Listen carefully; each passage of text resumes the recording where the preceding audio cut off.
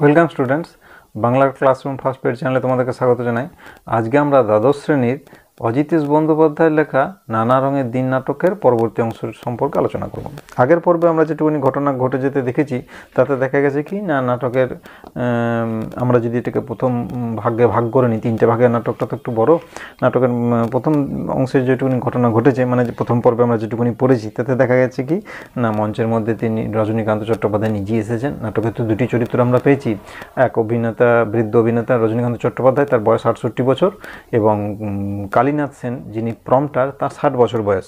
এরপরে ঘটনাটা যেটা প্রথমে ঘটেছে তাতে দেখা যাচ্ছে কি না, রজনীকান্ত চট্টোপাধ্যায় ফাঁকা মঞ্চের সামনে এসে স্বগতোক্তি করে গেছেন, মানে নিজের কথা নিজেই বলে যাচ্ছেন।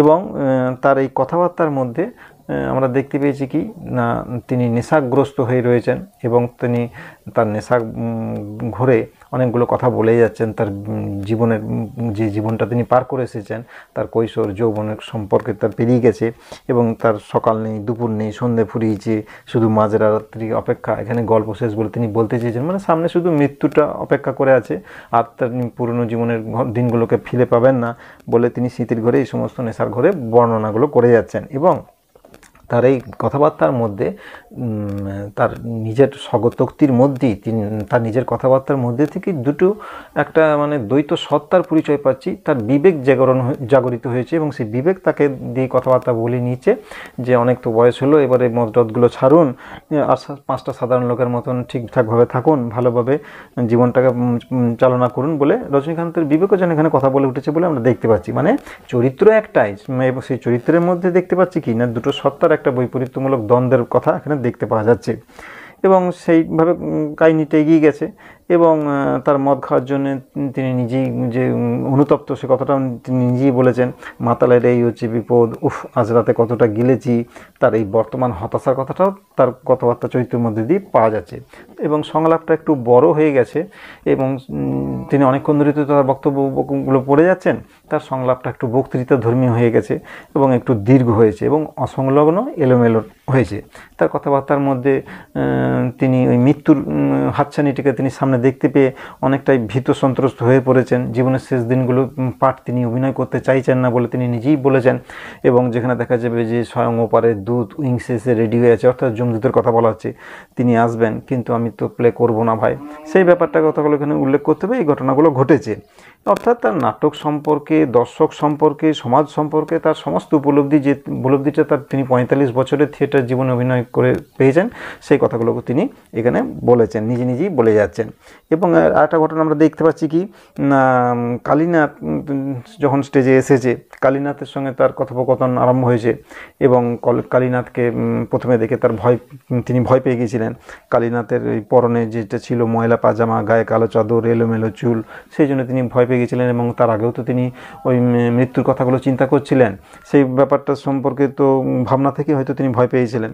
যাই হোক, পরবর্তীকালে দেখতে পাওয়া যাচ্ছে না কি তিনি নিজের ব্যক্তিগত দুঃখময় জীবনের কথা কালীনাথের সঙ্গে ভাগ করে নিতে চাইছেন, এবং কালীনাথও তাকে বলেছেন যে না, আপনার এইভাবে এই সমস্ত কথা বলাটাও ঠিক হচ্ছে না। তিনিও তো তাকে শ্রদ্ধা করেন, মানে দুজনেই তো একসঙ্গে অনেকদিন ধরে অভিনয় করছেন। এবং এই প্রসঙ্গে কথ্যবলির একটা প্রয়োগ পেয়েছি, মাইরি এই না হলে অ্যাক্টিং, কে যেন একবার বললো, দেখেছো রজনী চাটুর্য যে মরা হাতি সোয়া লাখ, মানে তিনি নিজেই দর্শকদের কাছ থেকে যখন অভিনয় করছেন তখন প্রচুর প্রশংসা পাচ্ছেন, সে কথাটাও কালীনাথকে তিনি বলেছেন। আবার অভিনয় জীবনের হতাশাটাও কথা বলেছেন, যে অভিনয় শেষ হয়ে গেলে তাকে কে আর চেনেন না, দর্শকরা যে যা নিজের ঘরে গিয়ে ঘুম হচ্ছে, কেউ আমার কথা স্বপ্নেও ভাবছে না, ইত্যাদি কথা তিনি কালীনাথকে বলেছেন। এরপর দেখা যাচ্ছে কি না, তার নিজের মানে রজনীকান্ত চট্টোপাধ্যায়ের ব্যক্তি রজনীকান্ত চট্টোপাধ্যায়ের হতাশার কথা, তার নিজের জীবনের হতাশার কথাটা তিনি ব্যক্ত করে গেছেন, এবং তার একটা অসহায়তা, তার গ্লানি বোধের প্রকাশ আমরা দেখতে পেয়েছি।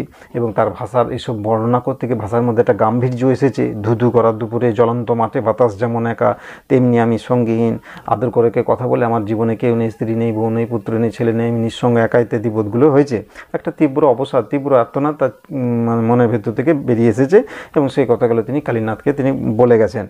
আমার ঘর সংসার, বউ ছেলে মেয়ে কেউ নেই ইত্যাদি কিছু নেই বলে তিনি দুঃখ প্রকাশ করছেন। এবং কালীনাথ প্রত্যুত্তরে বলেছেন, তাই নিয়ে আপনার মতো লোকের এত দুঃখ চ্যাটার্য মশাই? কালীনাথ তো মানে রজনীকান্তকে তো অন্য দৃষ্টিতে দেখে, বলছে এসব নিয়ে দুঃখ করবার মতন কিছু হয়নি, আপনি একটু উঁচু দরের অভিনেতা। তখন রজনীকান্ত বলছেন যে আমি হয়তো মানুষ, আমার শরীরেও তো রক্ত বইছে, আমার শরীরে তো জল বইছে না। তার সেই ব্যক্তি রজনীকান্তের যে হৃদয় বিদারক ঘটনাগুলো নিজে উচ্চারণ করে গেছেন, সেই সম্পর্কে তো অনেক সময় একটা প্রশ্ন চলে আসে। সেই ব্যাপারগুলো তখন এখান থেকে উত্তরগুলো লিখতে হবে। আমার যখন ছোকরা বয়স ছিল, যখন চেহারায় জেল্লা ছিল, কাউকে তোয়াক্কা করতাম না, শরীরে শক্তি ছিল, মনে সাহস ছিল, এই সমস্ত বর্ণনাগুলো আসবে। 4 ডবল কাজ করতে পারতাম। তারপরে তিনি চাকরিটা ছেড়ে দিলেন। কোন চাকরি না, তিনি তার ব্যক্তি পরিচয় হিসেবে কালীনাথকে যে বর্ণনাগুলো দিয়েছেন, সেখানে আমরা তো দেখতে পেয়েছি যে একটা উঁচু বংশে, ব্রাহ্মণ বংশে, প্রাচীন ভদ্র ব্রাহ্মণ বংশে জন্মেছিলেন এবং মানে অভিনয় জগতে আসবার আগে তিনি পুলিশের চাকরি করতেন, সি ইন্সপেক্টর অফ পুলিশ হয়েছিলেন এবং সেই চাকরি পরবর্তীকালে তিনি ছেড়ে দিয়েছেন। এবং নেশার ঘরে থাকলেও তিনি স্মৃতির কথাগুলো এইভাবে তিনি কালীনাথের সঙ্গে বলে যাচ্ছেন। মানে একটা হচ্ছে নেশার ঘরে তিনি আক্রান্ত হয়ে রয়েছেন মদ খেয়ে, আর একটা হচ্ছে স্মৃতির ঘরেও আক্রান্ত, স্মৃতি থেকে তার পূর্ণ জীবনের এই কথাগুলো তিনি কালীনাথকে বলে যাচ্ছেন। এবং সেই সমস্ত দিনের তার কথাটা কেমনভাবে এসেছে সেগুলো বর্ণনাগুলো করতে হবে। এবং তখন তিনি প্রচুর খ্যাতি অধিকারী ছিলেন এবং তার তখন প্রভাব প্রতিপত্তি ছিল, লোকে খুব সুনাম করতো তার অভিনয় দেখে, সেই কথাগুলোর নাম ডাক ছিল, এগুলো বলতে হবে। আর একটা হতাশার কথা তিনি বলছেন কি না, কেমন করে ফুরিয়ে গেল সেই সব দিন, ভালো ভালো দিনগুলো, আহা কালীনাথ সব গেল, একেবারে নিঃশেষ করে দিয়ে গেল আমাকে। নামকরণের মধ্যে সার্থকতাটা প্রমাণ করতে গেলে আমরা পরবর্তীকালে একটা মানে প্রশ্ন উত্তরের আলোচনা করব, সেখানে ব্যাপারগুলো আসবে। নানা রঙের দিন বলতে কোন কোন দিনগুলো, তার অভিনয় জীবনের এই যে চেহারায় জেল্লা ছিল, তোয়াক্কা করতাম না, শরীরে শক্তি ছিল, মনে সাহস ছিল, এই ব্যাপারগুলো, বা তার অভিনয় দেখে সবাই প্রশংসা করতো, একটা প্রভাব প্রতিপত্তি ছিল, নাম ডাক ছিল, সেই ব্যাপারগুলো, মানে একটা সুন্দর দিন তিনি পার করে এসেছেন। এবং একই সঙ্গে তিনি তার একটা হতাশার বোধও তাকে গ্রাস করেছে, তার কেউ নেই, তার পরিবার নেই, সংসার নেই, ছেলে মেয়ে নেই, বউ নেই, ইত্যাদি যে বর্ণনাগুলো তিনি দিয়েছেন, সেই বর্ণনাগুলোকে বলতে, মানে ভালো দিন খারাপ দিন সবই তিনি পার করে এসেছেন, সেই কথাগুলো আলোচনাতে আসবে। এই ধরনের নামকরণ সম্পর্কিত প্রশ্ন হলো, সেগুলো আমরা পরে আলোচনা করে নেব। ঠিক আছে, এখন আমাদের যেটুকুনি ঘটনা এগিয়েছে সেইটুকুনি দেখতে পাচ্ছি কি না, তিনি এইভাবে জীবনে 45টা বছর পার করে এসেছেন। সেই পার করে আসা দিনগুলো সম্পর্কে কালীনাথের সঙ্গে তিনি আলোচনা করছেন। এবং যে অভিনয় জগতের যে আনন্দজনক দিনের কথা বা তার ব্যক্তিগত জীবনের যে হতাশার কথা, সেইগুলো সম্পর্কে আলোচনা করার পর শেষকালে আমরা দেখতে পেয়েছিলাম কি না, যৌবন, আদর্শ, শক্তি, সম্ভ্রম, প্রেম, নারী, এই সব ঘটনাগুলো তিনি তো মঞ্চের মধ্যে একা ছিলেন এবং কালো দেওয়ালের দিকে তাকে এই সমস্ত দিনগুলোর কথা অনুভব করছিলেন, তার মরণের কথাও তিনি চিন্তাভাবনা করছিলেন। সেই সমস্ত কথাবার্তা বলতে গিয়ে কালীনাথের সঙ্গে এই কথাটাও এসেছে যে যৌবন কেমনভাবে পেরিয়ে গেছে, তার আদর্শ কীরকম ছিল, শক্তি ছিল, সম্ভ্রম ছিল, প্রেমও ছিল তার জীবনে, নারী, হ্যাঁ একটা মেয়ে, জানো কালীনাথ একটা মেয়ে বলে তিনি উল্লেখ করেছিলেন। এতদূর পর্যন্ত আমরা পড়েছিলাম। এর পরবর্তী অংশটুকু নিয়ে আজকে আমরা আলোচনা করি, সেখানে কি তিনি বলতে চাইছেন, এরপরে ঘটনাটা এগিয়ে যাচ্ছে কেমনভাবে সেইটুকুনি আমাদেরকে দেখতে হবে। কালীনাথ বলছে, ঘুম পাচ্ছে, ঘুমবেন চাটুর্য মশাই। ও তো বুঝতে পারছে যে রাত জেগে জেগে তিনি এসব কী কথা বলছেন। সেই জন্য কালীনাথ তখন চোখে জিজ্ঞেস করছেন, আপনাকে তাহলে কি ঘরে রেখে দিয়ে আসবো, আমি রেখে দিয়ে আসবো?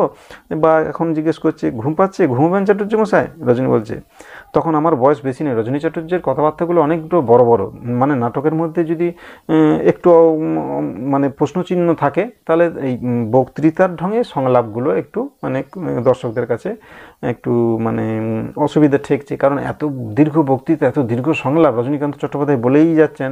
সেই প্রসঙ্গে নাটকের ক্ষেত্রে একটু মানে যে দ্বন্দ্বটা তীব্রভাবে হয়, একটা কথোপকথন থাকে, ডায়ালগগুলো থাকে দুটো চরিত্রের মধ্যে, সেই ব্যাপারটা একটু স্তীমিত হয়ে যাচ্ছে। রজনী চট্টোপাধ্যায় যখন বক্তৃতা দিচ্ছে, সংলাপ দিচ্ছে, তখন তো অনেকটা বর্ণন অংশ তাকে বলে যেতে হচ্ছে। এই দিকটা একটু ত্রুটিযুক্ত হয়েছে বলে আমাদের মনে হয়। যাই হোক, আমরা তো ত্রুটি বিচার করতে পারি না, তবুও আমাদের কাছে একটু মানে অসুবিধা ঠেকছে। সেটুকুনি আমাদের ওই নাট্য গঠনের সম্পর্কিত এলে এই কথাটা উল্লেখ করে দিতে হবে। এই স্বগতোক্তিটা বা এই বক্তব্যের যে দীর্ঘসূত্রতাটা, এটা একটু তুলে ধরতে হবে। এটা গেল বেশ। এবারে রজনীকান্ত চট্টোপাধ্যায় কি বলছে না, তখন আমার বয়স বেশি নয়, সবে এই লাইনে এসেছি, সারা দেহ মনে ফুটছে টকবক করে উৎসাহ।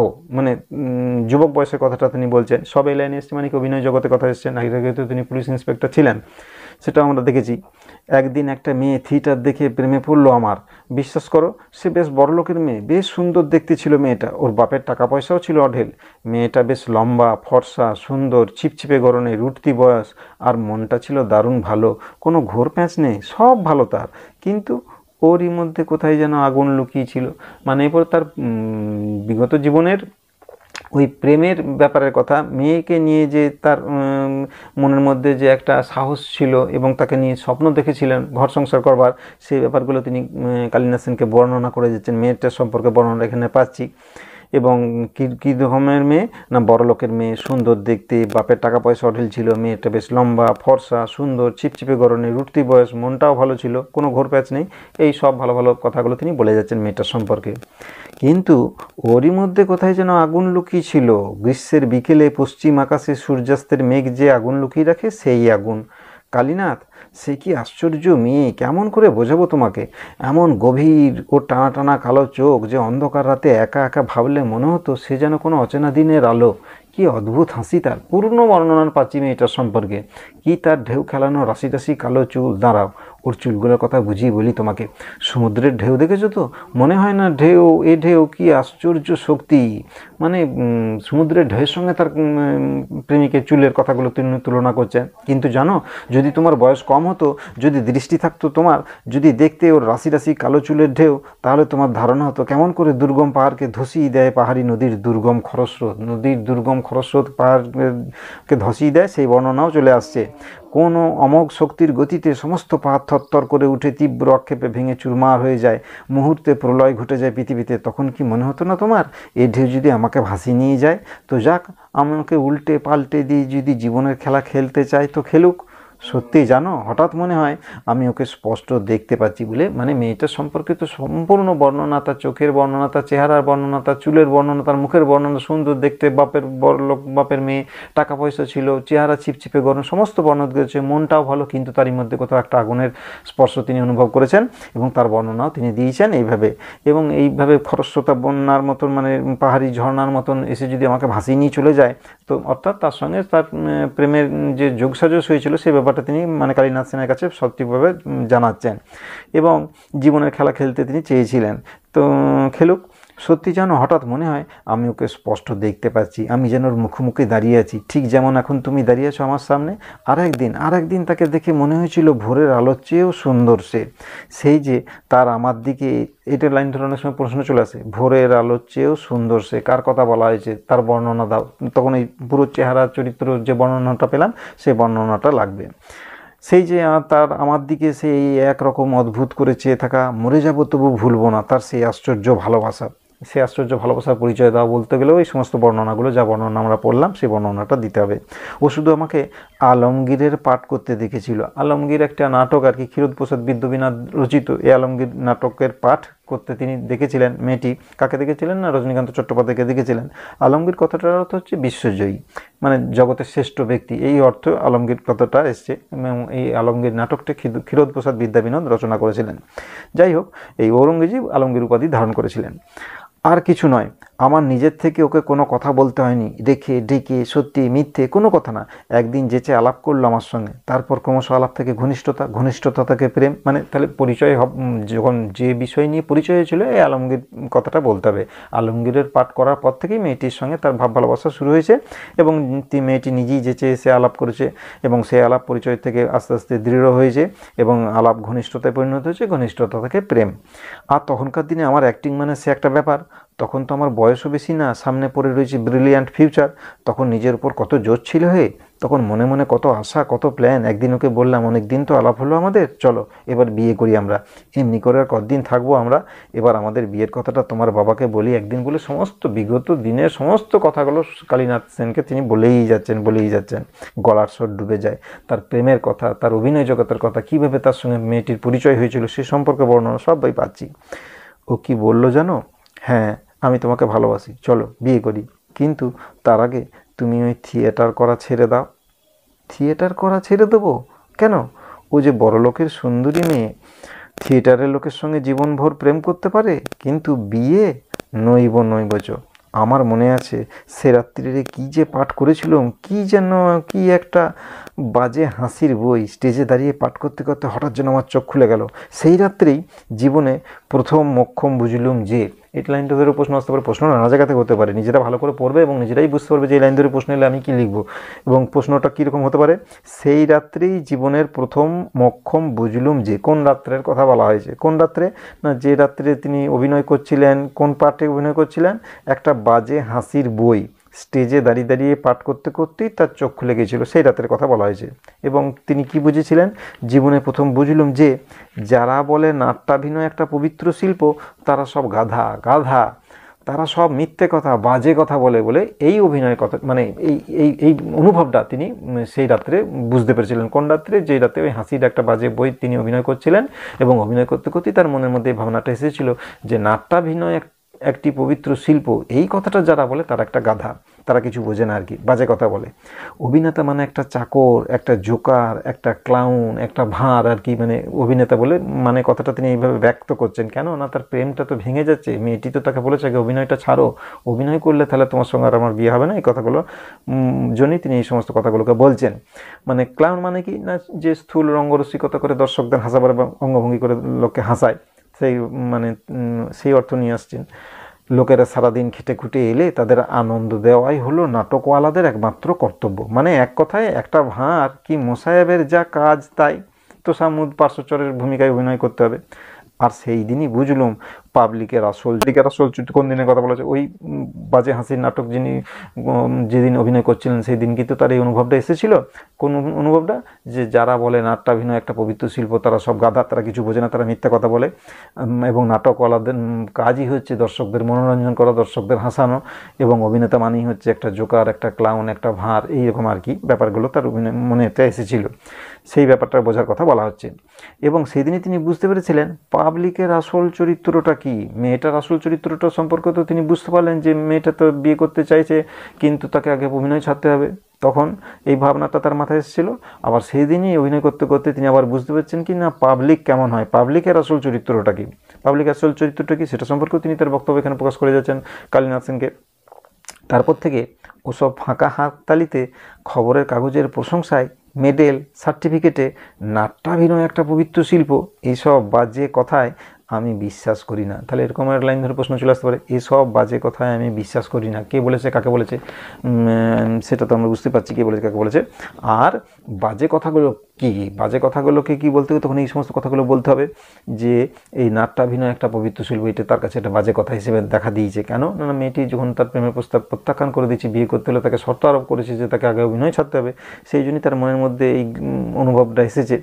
এবং দর্শকরা যেসব ফাঁকা হাততালি দেয়, খবরের কাছে প্রশংসা বেরোয়, মেডেল সার্টিফিকেট বা নাট্যাভিনয় একটা পবিত্র শিল্প, এই সমস্ত কথাবার্তাগুলো আসে, সেই সমস্ত বাজে কথা তিনি আর বিশ্বাস করেন না।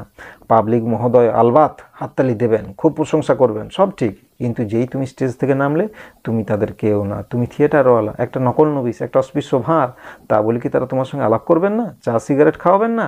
তা খাওয়াবেন, অনেক কথা বলবেন, আলাপ আলোচনা করবেন, হাসবেন, নমস্কার করবেন। তা নইলে বাইরে জাহির করবেন কি করে, ও অমুক আর্টিস্ট, হ্যাঁ হ্যাঁ ওকে আমি চিনি, ওর সঙ্গে আমার খুব খাতির, উনি তো সেদিন অবধি আমার ঘরে, সব ঠিক। মানে এইসবভাবে তিনি দর্শকদের চরিত্রের ব্যাখ্যাটাকেও তিনি করে দিয়েছেন। পাবলিক কেমন হয়, পাবলিক বলতে তার মনে ভাবনাটা কী পরিচয় পাচ্ছি, তখন এই প্রশ্ন উত্তরগুলো এখানটায় অংশটা কাজে লাগবে। কিন্তু কোনো সামাজিক সম্মান তুমি পাবে না, মানে দর্শকরা ততদিনই পর্যন্ত তোমার সঙ্গে থাকবে যতক্ষণ পর্যন্ত তুমি অভিনয় করবে এবং তার সঙ্গে দর্শকদের যতক্ষণ চেনা পরিচিত থাকবে, এবং সেইটাকে কাজে লাগিয়ে দর্শকরা নিজেদেরকে একটু জাহির করতে চাইবে যে ওই অমুক আর্টিস্টের সঙ্গে আমার পরিচয় আছে, হ্যাঁ তিনি তো আমার ঘরে এসেছিলেন, আমার সঙ্গে চা খান ইত্যাদি ইত্যাদি বলে নিজেদের মানে ব্যক্তিত্বটাকে প্রকাশ করবেন। এইটুকুনি তাদের লাভ। এবং অভিনেতার কোনো সামাজিক সম্মান সে অভিনেতা পাবে না আর কি, এটা রজনীকান্ত চট্টোপাধ্যায় বলে যাচ্ছে। থিয়েটারের পরিচয়ে কেউ তার মেয়ে কিংবা বোনের সঙ্গে বিয়ে দেবে কারো, এইটা তাকে খুব গভীরভাবে বেজেছে আর কি। মানে যেহেতু মেয়েটা নাকচ করে দিয়েছে তার বিয়ের প্রস্তাবটা, তিনি তো বলেছেন যে আগে তুমি থিয়েটারটা ছাড়ো তবে আমি তোমাকে বিয়ে করতে পারবো, সেই জন্যই তার মনটা ভঙ্গ হয়েছে, তার বাসনাটা তার পূর্ণ হলো না। সেই জন্যই তার মনের মধ্যে থেকে এই সমস্ত ভাবনা পরিচয়গুলো পাচ্ছি। থিয়েটার মানেটা কি, বা থিয়েটারওয়ালাদের কাজ কি, অভিনেতার কাজ কি, দর্শকরা কেমন করে তাদের সঙ্গে আচরণ করে, সেই ব্যাপারগুলো ফুটে উঠেছে। থিয়েটারের পরিচয় দিয়ে কেউ মেয়ে বা বোনের বিয়ে দেবে না, কখনো না, জানো। তোমার ওই পাবলিক মানে থিয়েটারের টিকিট কেনা খদ্দেরদের আমি কাউকে বিশ্বাস করি না বলে তার মনোভাবের কথা এখানে কালীনাথ সেনকে এতগুলো কথা বলে যাচ্ছে, তিনি একা একা বলে গেলেন, সব চুপ করে শুনছে কালীনাথ। এবার কালীনাথের কথাগুলো খুব সংক্ষিপ্ত ছোট ছোট। কালীনাথ তখন কি বলছে, পুরনো দিনের কথা ভুলে যান চাটুর্য মশাই, শুধু শুধু মন খারাপ করে কি হবে, চলুন বাড়ি নিয়ে যাই আপনাকে। মানে এবারে কালীনাথ চাইছে যে ওইসব পুরনো দিনের কথা মনে করে তার দুঃখ বেদনা পাওয়ার কোনো দরকার নেই, আপনাকে বাড়িতে রেখে দিয়ে আসি। রজনী তখনও বলে যাচ্ছে, তার মনের মধ্যে তো ঘোর বাস্তব হিসেবে দেখা দিয়েছে, নাট্যাভিনয় একটা পবিত্র শিল্প, এই পবিত্রতার নামাবলীটা সেদিন হঠাৎই ফাঁস হয়ে গেল আমার সামনে, হঠাৎ। আর তারপর থেকে সেই মেয়েটা কি হলো কে জানে, আমার আর কিছু ভালো লাগতো না, ভবিষ্যতে চিন্তা টিন্তা সব বই বাছাই ফাছাই মাথায় উঠে গেল, আবোল তাবোল সব পাঠ করতে লাগলাম, সে সব যা তা পাঠ, লোকের মুখে শুনলাম জ্ঞানী ব্যক্তিদের মতে এই সব দেখে টেকেই নাকি দেশের ছোড়াগুলো গোল্লাই যাচ্ছে। মানে এতদিন পর্যন্ত মেয়েটার সঙ্গে পরিচয় হওয়ার আগে পর্যন্ত তিনি ভালোভাবে অভিনয় করতেন, ভালো ভালো পাঠ বেছে অভিনয় করতেন, কিন্তু মেয়েটা যখন থেকে এরকমভাবে প্রত্যাখ্যান করে দিল, থিয়েটার করে বলে তার সঙ্গে বিয়ে করতে রাজি হলো না, তারপর থেকে তার মনের ভাবনা পাল্টে গেল এবং তিনি তার আর কিছু ভালোও লাগতো না, ভবিষ্যতে চিন্তা সব ছেড়ে ফেলে দিয়ে বইটা মানে অভিনয় করবেন যে নাটকগুলো, সেই বইটই বাছাই টাছাই মাথায় উঠে গেল, আবোল তাবোল সব পাঠ করতে লাগলেন, ভালো মন্দ কোনো কিছু বাছবিচার করলেন না, এবং সেসব যাতা পাঠ তিনি নিজেই বলে যাচ্ছেন, এবং জ্ঞানী ব্যক্তিরা এইসব আলোচনা করেছে যে এইসব পাঠ দেখে এইসব অভিনয় দেখে দেশের ছেলেরা গোল্লাই যাচ্ছে। তবু যেই স্টেজে নেমেছি তখন ওই সব জ্ঞানী ব্যক্তিরাই বলেছেন, বাহ বাহ দারুণ, কি ট্যালেন্ট, ধত্ত নিকুচি করেছে তোর ট্যালেন্টের। আস্তে আস্তে বয়স বাড়লো, মানে দর্শকদের যে ওই আগের এই অংশটা থেকেই পেলাম দর্শকদের সম্পর্কে তার মনোভঙ্গির কথা, সেই দর্শকদের মনোভঙ্গির কথাটা এখানে খুব দারুণভাবে তিনি একবারে সামনে এনে ফেললেন, যে দর্শকরা তার এই অভিনয় দেখে বলছেন যে এইসব অভিনয় দেখেই তো ছেলেরা গোল্লাই যাচ্ছে, আবার তারাই এবার যখন রজনীকান্তের অভিনয় দেখছে তারাই এবার তখন বলছে বাহ বাহ দারুণ, কি ট্যালেন্ট। তখন রেগে গিয়ে বলছে ধূর তোর নিকুচি করেছে তো ট্যালেন্টের। আস্তে আস্তে বয়স বাড়লো, গলার কাজ নষ্ট হয়ে গেল, একটা নতুন চরিত্রকে বোঝবার ফুটিয়ে তোলবার ক্ষমতা নষ্ট হয়ে গেল, থিয়েটারের দেওয়ালে দেওয়ালে কার অদৃশ্য হাত অঙ্গারের কালো কালো জ্বলন্ত অক্ষরে লিখে দিয়ে গেল প্রাক্তন অভিনেতা রজনী চাটুর্যের প্রতিভার অপমৃত্যুর করুণ সংবাদ। তিনি নিজেই বুঝতে পারছেন যে তার বয়স আস্তে আস্তে বেড়ে গেল এবং তার গলার অভিনয় করতে গেলে তো গলার নানা রকম কারুকাজ করতে হয়, সেই গলার কারুকাজটা নষ্ট হলো এবং এইভাবে রজনী চাটুর্যের প্রতিভার অপমৃত্যু হলো, সেটাও তিনি বুঝতে পারছেন। আমি আগে বুঝতে পারিনি জানো, আজ রাতে সবে হঠাৎ ঘুম থেকে চমকে জেগে উঠে আমি স্পষ্ট বুঝতে পারলাম কথাটা। এটা অনেক সময় প্রশ্ন আছে, আমি স্পষ্ট বুঝতে পারলাম কথাটা, কে বুঝতে পারলেন? রজনীকান্ত চট্টোপাধ্যায় বুঝতে পারলেন কোন কথাটা? এই অভিনেতা রজনী চাটুর্যের প্রতিভার অপমৃত্যুর করুণ সংবাদটা, যেটা অঙ্গারের কালো অক্ষরে লেখা হয়েছে, সেই কথাটা তিনি বুঝতে পারলেন। কখন বুঝতে পারলেন? আজ রাতে। আজ রাতে মানে কখন? যখন তিনি ওই অভিনয় করে গ্রিন রুমে ঘুমিয়ে পড়েছিলেন এবং উঠে এসে স্টেজের মধ্যে মোমবাতি, জ্বলন্ত মোমবাতি নিয়ে এসেছিলেন, তখনকার কথাটা বলতে হবে। পিছনের দিকে তাকিয়ে দেখি অন্ধকারে দাঁড়িয়ে চুপ করে আমার দিকে তাকিয়ে আছে। কে দাঁড়িয়ে আছে?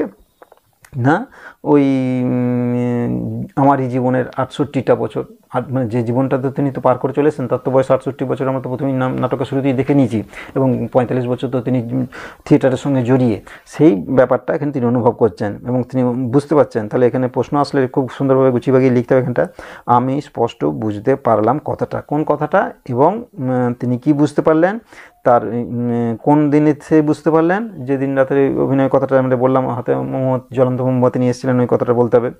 আচ্ছা, তারপরে পেছনের দিকে তাকিয়ে দেখি অন্ধকারে দাঁড়িয়ে চুপ করে আমার দিকে তাকিয়ে আছে। কে তাকিয়ে আছে? আমারই জীবনের ৬৮টা বছর, আমার সামনে দাঁড়িয়ে আছে বুড়ো রজনী চাটুর্যী, আর কপা এগুলি শ্মশানের চিতার আঁচ লাগবে গায়ে, দীর্ঘশ্বাস পেলে ঝলসে দেবে আমাকে। মানে তার সামনে আর কিছু নেই, সামনে আর উজ্জ্বল কোনো ভবিষ্যতের সম্ভাবনা নেই, এবারে সামনে তার শুধু মরণের দিন অপেক্ষা করছে, সেইটার দিকেই তিনি যেন বারবার সেই অঙ্গুলি নির্দেশ করছেন। যখন তিনি মঞ্চে প্রথম ছিলেন, একা ছিলেন, তখনও তার স্বগতোক্তির মধ্যে, তার বিবেকের মধ্যে থেকে যে কথাবার্তাগুলো এসেছে, সেখানেও তো আমরা এই শ্মশান, মৃত্যুর এই কথাগুলো দেখেছি। তিনি তো চাননি অভিনয় করতে, যে সেই লাস্ট সিনে তিনি অভিনয় করতে চান না, আত্মীয় বন্ধু বান্ধব সবাই থাকবে এবং ওপারের দূত মানে যমদূত উইংসে রেডি হয়ে থাকবে, আমাকে অভিনয় করতে হবে, আগুন, মৃত্যু, শ্মশান, এইসব কথাগুলো এসেছে, সেই ব্যাপারটা তিনি অনুভব করছেন। এখনও আবার কালীনাথ সেনকে বলছেন যে তার যে অভিনেতার যে রজনী চাটুর্যের প্রতিভার অপমৃত্যুর করুণ সংবাদ, সেটা সেই রাতেই তিনি বুঝতে পেরেছিলেন। আমি স্পষ্ট বুঝতে পারলাম কথাটা, আর পিছনের দিকে তাকিয়ে দেখি অন্ধকারে এইভাবে আমার দিকে থেকে গেছে আমার জীবনের ৬৮টা বছর। বেশ, কালীনাথ পুরনো দিনের কথা ভুলে যান চাটুর্য মশাই, পুরনো দিনের কথা ভুলে যান, আপনি চুপ করে বসুন এখানে, আর কিচ্ছু ভাববেন না, ভগবান আছেন। চাটুর্য মশাই অদৃষ্টতা তো মানেন আপনি, চেঁচিয়ে রামব্রিজ রামব্রিজ বলে তিনি কালীনাথ সেন রামব্রিজকে ডাকছেন, মানে তাকে ঘরে পৌঁছে দেওয়ার কথা বা কিছু সহযোগিতার কথা বলবার জন্য রামব্রিজকে তিনি চেঁচিয়ে ডাকছেন। আজ তাহলে এই পর্যন্তই থাকে, একদিনে বেশি করে দেবো না, এইটুকুনি তোমরা ভালো করে পড়বে, পরের দিনে বাকি অংশটুকুনি আবার আমরা আলোচনা করব। তাহলে এইটুকুনির মধ্যে আমরা দেখতে পেলাম তার বিগত জীবনের যে দিনের কথাগুলো, নানা রঙের দিনের নামকরণের তাৎপর্যের অনেকটা অংশ আমরা এখানটায় পেয়ে গেলাম। তার প্রেমের কথা, সেই নারীর কথা, নারীর বেশবাসের কথা, চুলের কথা, তার মুখের সৌন্দর্যের কথা, পিতার একমাত্র তিনি ধনী ঘরের সন্তান, সে বর্ণনাটা পেয়েছি। এবং তার প্রসঙ্গে তার বর্ণনার সঙ্গে সঙ্গে তার একটা হতাশার কথা আমরা দেখতে পেলাম, যে তিনি থিয়েটার করেন বলে তাকে মেয়েটি বিয়ে করতে চাইল না। এবং তারপরে নাট্যাভিনয় একটা পবিত্র শিল্প, যারা বলে তারা গাধা, তারা সব মিথ্যে কথা বলে, অভিনেতা মানে একটা ক্লাউন, অভিনেতা মানে একটা ভার, লোকের মনোরঞ্জন করাই তাদের একমাত্র উদ্দেশ্য, এই জোকারদেরকে নিয়ে কোনো জীবনে কোনো কিছু হবে না, ইত্যাদি ইত্যাদি তিনি বলে গেছেন। এবং তারপরে দর্শকদের সম্পর্কেও তার মনোভঙ্গির কথাটা পেয়েছি, যে দর্শকরা নিজেরা তাদের সঙ্গে মানে অভিনেতাদের সঙ্গে চা খাবে বা বসে গল্প করবে, খুব খাতির টাতির করবে এবং নিজেকে প্রকাশ করবার চেষ্টা করবে, জাহির করবে। এবং সেই কিছু কিছু দর্শকরা আবার কী বলছে না, তার এই অভিনয় দেখে বলেছিল যে এইসব দেখে শুনে নাকি ছোড়া টোড়াগুলো গোল্লাই যাচ্ছে। আবার সেই দর্শকই বলছে কি সুন্দর অভিনয়, দারুণ ট্যালেন্ট। এইরকমভাবে দর্শকদের চরিত্রটাকে তিনি খুব সুন্দরভাবে প্রকাশ করেছেন। মানে দর্শক সম্পর্কিত কোনো প্রশ্ন এলে তখন এই অংশটুকুনি কাজে লাগবে। আবার ওই তার প্রেম জীবনের কথাটা সম্পর্কে তো অনেক ভাবনা বক্তব্য পরিচয় পেলাম, সেগুলো তোমরা ভালো করে লক্ষ্য রাখবে। এগুলো সব ভালো করে লক্ষ্য রেখে আলাদা আলাদা করে পয়েন্ট করে নিয়ে তোমরা পড়বে, তাহলে যে কোনো প্রশ্নের উত্তর লিখতে সুবিধা হবে। আসলে এই পর্যন্ত স্যার, পরের দিনে বাকি অংশটুকুনি আবার আমরা আলোচনা করবো।